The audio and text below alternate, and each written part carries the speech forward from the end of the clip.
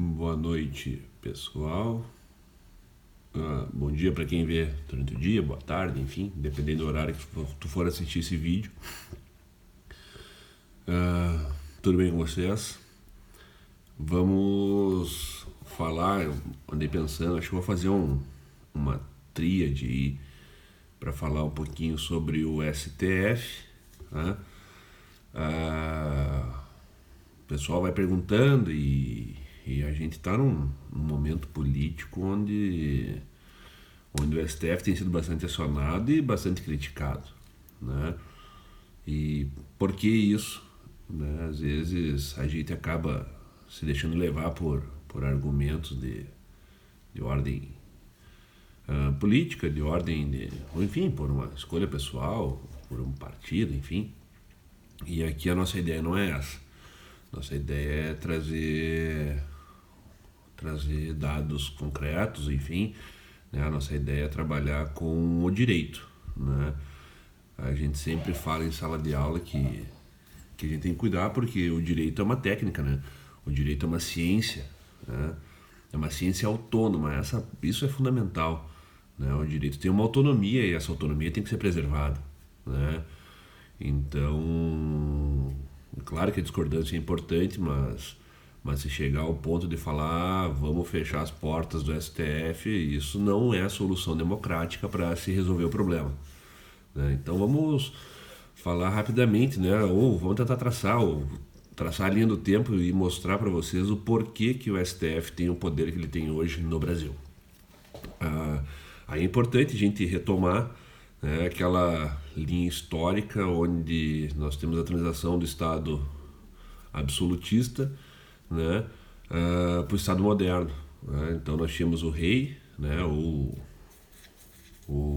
rei como detentor de todo o poder, né? O rei era o executivo, o rei era o legislativo e o rei era o judiciário, né? E naquela época não se tinha segurança jurídica de nada, porque aos amigos do rei as benesses, né, aos inimigos do rei os prejuízos. E naquela época nunca é demais lembrar que a classe burguesa estava ascendendo, né, estavam expandindo seus negócios. Veja aí, começou lá no período feudo com o escambo, aí começaram as grandes navegações, né, chegaram no Brasil em 1500 e a classe burguesa estava preocupada porque queriam ganhar, ou estavam ganhando mais dinheiro e estavam preocupadas com como controlar o Estado, né? Como controlar o poder.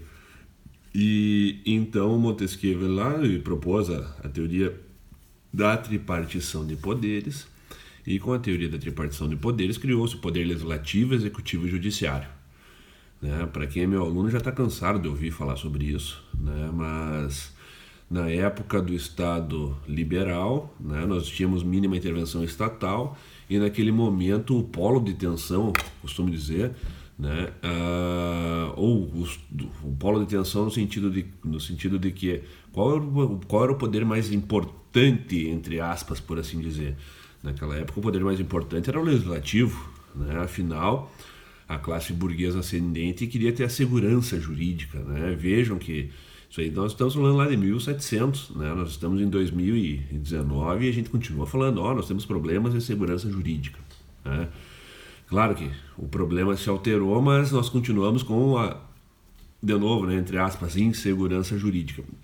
Então a classe burguesa queria segurança e a classe burguesa apostou no poder legislativo. O poder legislativo vai fazer a legislação, vai limitar os poderes do rei, vai limitar o poder do Estado e com isso a gente vai poder desenvolver o nosso negócio e crescer, enfim, ampliar. E aí, enfim, né, Estado liberal, começaram as revoluções liberais, a francesa, a estadunidense, né? Aí depois a gente tem lá a Revolução Industrial e uma mudança no panorama, porque o homem que antes trabalhava no campo começa a trabalhar na cidade, começa a trabalhar na indústria, né? E começa a faltar mão de obra, e aí a mulher começa a trabalhar, as crianças começam a trabalhar, não tem ou jornadas de trabalho muito maiores do que nós temos hoje, e consequentemente uma desvalorização da mão de obra do trabalhador assalariado, e a sociedade começou a clamar por um Estado mais protetivo, né? E aí vem a transição do Estado liberal para o Estado social, e lá com o Estado social nós começamos a ter as nossas cartas de direitos, né? E aí, de novo, para quem é meu aluno está cansado de ouvir a gente falar da Constituição Mexicana de 17 de Weimar de 1919, né? Que foram as primeiras a trazer direitos sociais na Constituição. Então, a partir dali o povo, né, nós temos proteção. Só que aí nós encontramos um outro problema, né? Promete-se demais e falta dinheiro para cumprir. E aí, quem é que vai resolver o problema, né? Nesse momento, o polo de tensão vai para o Poder Executivo, porque o Executivo fala, olha, eu sou o Estado, eu vou proteger quem precisa, né? Precisa, vamos lá, vamos tentar trazer para o conceito que nós temos hoje de direitos sociais lá. Precisa de moradia, o Estado vai garantir a moradia. Precisa de educação, o Estado garante a educação. Precisa da saúde, o Estado garante a saúde. Veja que hoje o Estado garante até o lazer, né? O lazer é um direito social. E com isso, o Estado chamou para si o polo de tensão, né? No Estado social, então, nós temos que o polo de tensão estava no Poder Executivo, porque o Executivo era quem protegia a população da classe burguesa, né? E aí vem toda aquela discussão, né, entre o capitalismo e o socialismo, e aí vem as duas guerras mundiais, e aí vem o período de redemocratização, ou o período pós-guerra. E aí o Brasil, né, assim como vários outros países, passou por aquele momento onde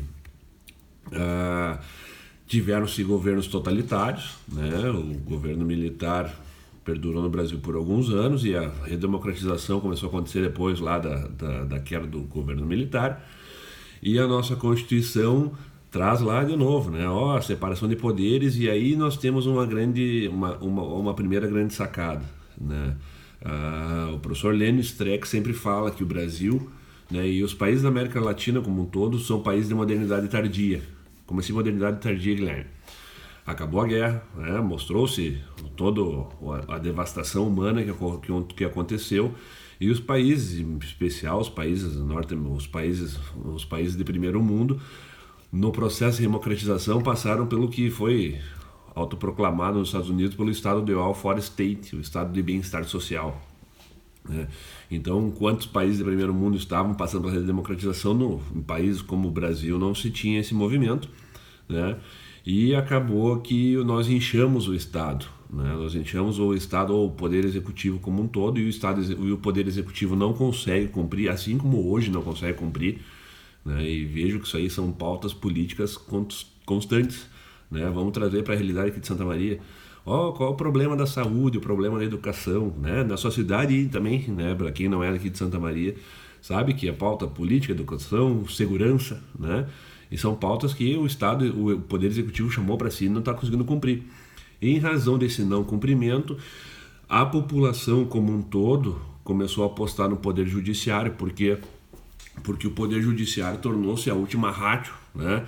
A gente acreditou na lei, a lei não cumpriu. A gente acreditou no Poder Executivo, o Poder Executivo não cumpriu. Então que o Poder Judiciário venha e faça cumprir essa decisão, né? E comece a apostar no Poder Judiciário, porque o juiz vai me dar o direito, né? O juiz vai me garantir o direito que a lei me prometeu, que o Executivo ficou de cumprir e não me cumpriu, então vai vir o Judiciário para mandar o Estado fazer de forma obrigada. Então começou uma aposta no Poder Judiciário, e isso torna-se um pouco perigoso, né? Torna-se um pouco perigoso, e aí nós vamos ativar a segunda chave importante dessa nossa primeira live sobre o STF, né? Nós somos um país que é conhecido como um país o nosso país é presidencialista, né? Mas nós vivemos um país que tem um presidencialismo de coalizão. Muitos de vocês acho que nunca ouviram falar sobre isso, né? Mas o presidencialismo de coalizão é aquele onde o chefe do Poder Executivo tem que fazer, para poder governar, ele precisa formar a sua base na Câmara dos Deputados e no Senado. E aí começa aquele chamado toma lá da cá, né? Então, para atender a bancada tal, faça isso, para atender a bancada tal, faça aquilo. E aqui nós começamos a ter um problema, porque nós temos legislativo e executivo tentando brigar pelo poder, né? E dessa briga, quem que vai resolver a briga? Quem resolve é o Poder Judiciário, quem resolve é o STF. né?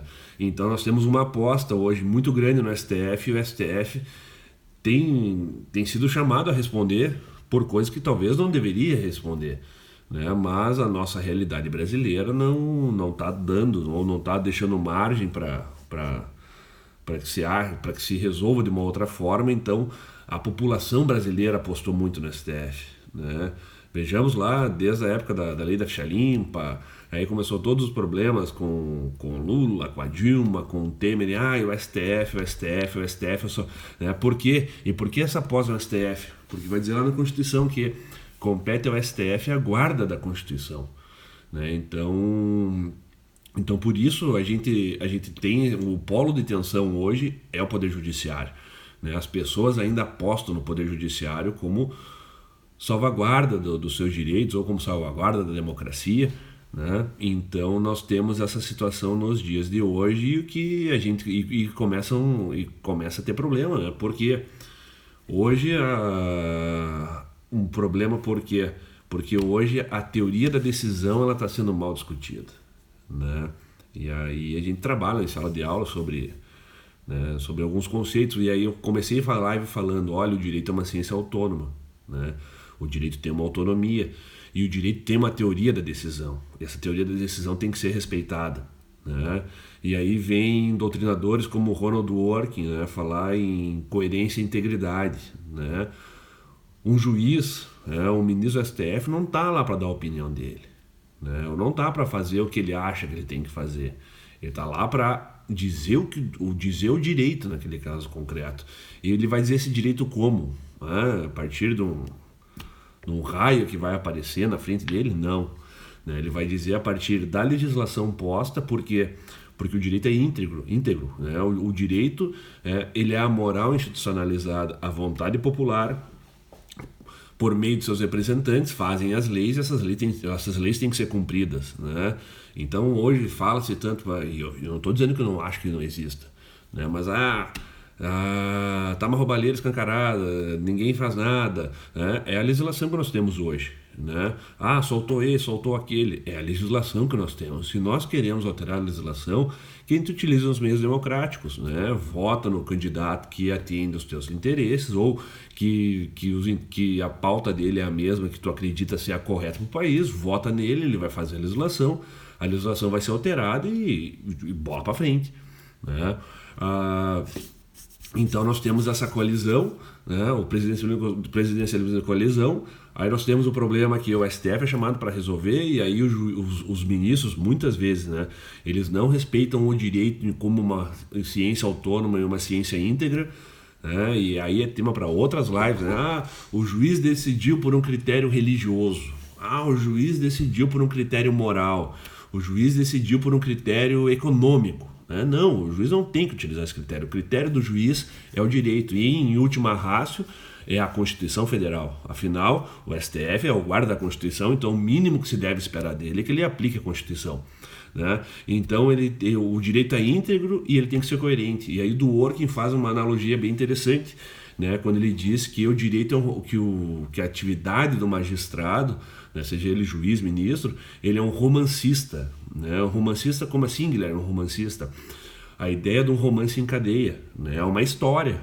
que ele está contando, ele faz parte, ele vai escrever parte da história, mas ele não pode, a história está dizendo 1 mais 1 é 2, ele não pode dizer que 1 mais 1 é 2, daqui a pouco ele trazer uma raiz quadrada, uma coisa que não tem nada a ver com o contexto para aquele meio, porque ele acha que vai ficar legal ali. Não, ele está escrevendo uma história.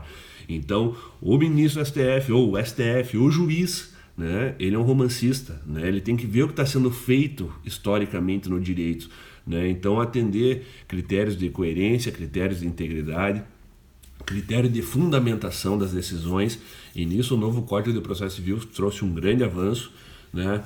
Mas enfim, né, gurizada, o que eu queria com vocês era a gente sair um pouquinho daquele senso comum, né? E então, resumidamente ali, né, falar, olha, nós temos que entender por que o polo de tensão hoje está no STF, né?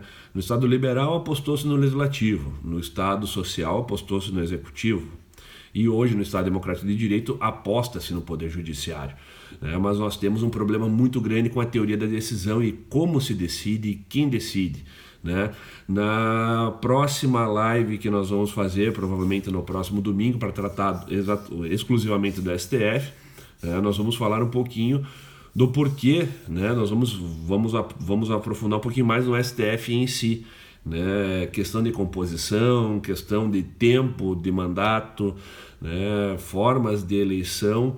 Então, na nossa próxima live, que provavelmente vai ser no próximo domingo às 23h23, nós falaremos um pouquinho mais sobre o STF.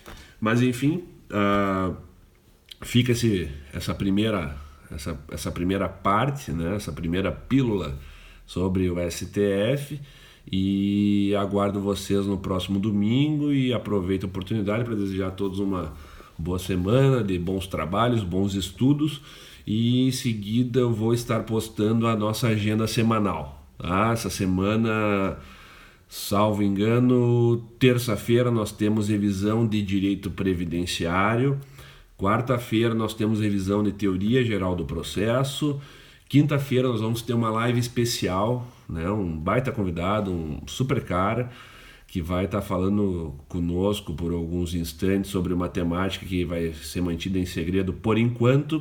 Na sexta-feira a gente vai falar novamente sobre o direito constitucional, né? Então, para ti que está começando a me seguir, né, é uma satisfação ter você aqui. A gente tenta trazer conteúdo pro estudante de direito, pro advogado, pro concurseiro, né? Então a gente trabalha com questões, a gente trabalha com prática e trabalha também com teoria, porque não existe uma coisa sem a outra, né? A gente tem que ter essa noção de que as coisas se complementam. Tá certo, pessoal? Obrigado aos que entraram, aos que participaram. Uma boa semana a todos. Valeu, um abraço, tchau.